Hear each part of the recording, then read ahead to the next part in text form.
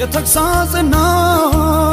የዘለፋው ብዛት አቤት በመከራከ የተግዳሮት አይነት ጠላትን ትዕቢት የጨለማውን በርታት በአንዲት ቃል ሽሮ ያከብራል በድንገት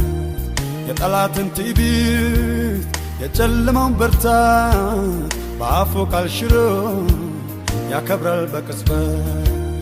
እግዚአብሔር ከኔ ጋር ባይሆን ኖሮ